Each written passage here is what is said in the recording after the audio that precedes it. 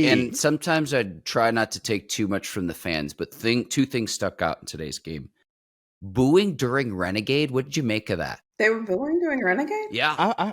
Yeah, that's what they said. Yeah. For me personally, I'm never a fan of any negative support for the squad because it's like, man, when I say die hard, when I say I bleed this, there Yeah. isn't a scenario where I go against it. Because to me, I'm like, I would never go against my family. I would never go against my peoples. Like, yo, I love them like to the death of me. So it's like, yo, I don't care how rough it looks. I don't care how bad it looks. Now it's, hey, it's time for the adversity to overcome it, right? How can we get a good feel good story if we don't have to, so you got to go through something, right? But to me, man, when I get the boom, when I get to fire this guy, it's like, to me personally, it's just loser mentality. And with all due respect, I get it. Not everybody has the mindset that us athletes, the guys to make it professionally have. Our mindset traditionally from my experiences are always like, bro, we're going to get there, whether it's the shortcut or the long way. There isn't what if we don't though? We don't even entertain that. So to me, the booing of Renegade, that's people calling for help. I need something to make me feel better, man, because I just don't like how I'm feeling right now. Can anything make it? All right, maybe it's boo this. All right, maybe it's fire that guy. Maybe that'll give me that feeling. It's like, that's not going to help you. It's not going to tuck you in that night. It's not going to give you that warm binky. You're still going to be in the same situation. So you can choose to either be a positive contributor to the movement or you could be a negative contributor. But decide what you want to be. Me personally, I like to reside on that positive side. So that was my kind of, perspective to because I didn't hear it, but at least to what they were saying though, in terms of the booing of Renegade and the firing Coach T Chant. Yeah. Well, I want a binky, so I mean, no. I don't get that actually. I guess, yeah. Am I surprised? No, I don't get the booing Renegade part, especially because what did you want the defense to do? Why are you booing at that moment? And that, like, what do you want them to do? I think too, sometimes I've realized this too, as I've been doing like more shows, I'm realizing that fans get so emotionally involved that we don't even realize what we're booing anymore. We're just reacting to anything we can react to because we want to be heard and we want to feel better.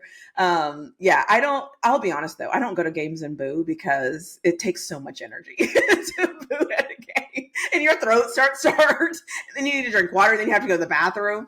So I don't necessarily boo at games. I don't understand that either, but the Steelers fan base right now is so pissed off. They just want anybody to be booed at any time. So, which is understandable, which is definitely understandable. Trust me, I get it. Mark, what was your perspective on it though, man? How'd you feel about the booing of Renegade? I mean, this is a classic. TaNeisha can Renegade is kind of like the terrible towel, They kind of go hand in hand. TaNeisha can get the binky. I want the warm binky specifically.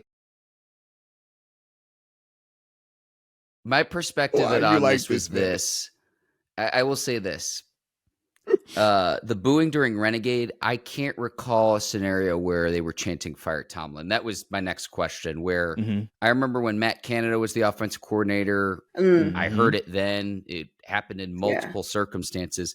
This is the first time I've heard it specific to Tomlin, where he's been largely successful in 19 seasons, but where this is trending right now, still atop the division. A week from now, we could be having a very different conversation if the Steelers go out and beat the Ravens. But having lost 3 of 4, having lost 5 of 7, and it's just the same problems continuously coming up.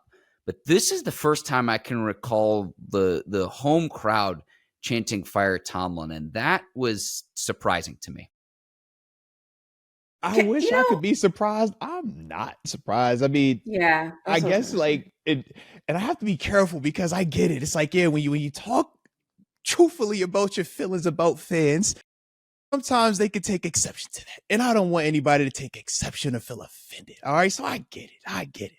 It's just, he said, man, to me, I think it's a little bit overreacting, but that's my perspective. I think it's a little heavy-handed. I think it's my perspective though, because to me, you do that when your team is, 0 for 12. When your team is 1 and whatever. Like when your team might have 2 wins. Like that's my you brought up everything you just brought up, Mark. I'm like, you brought up all that. We've been talking about this quarterback. We know the quarterback is the most important position. And you said we're on top of the division, and that's a division that includes Lamar Jackson, who's a 2-time MVP. Some people feel should have been a 3-time MVP.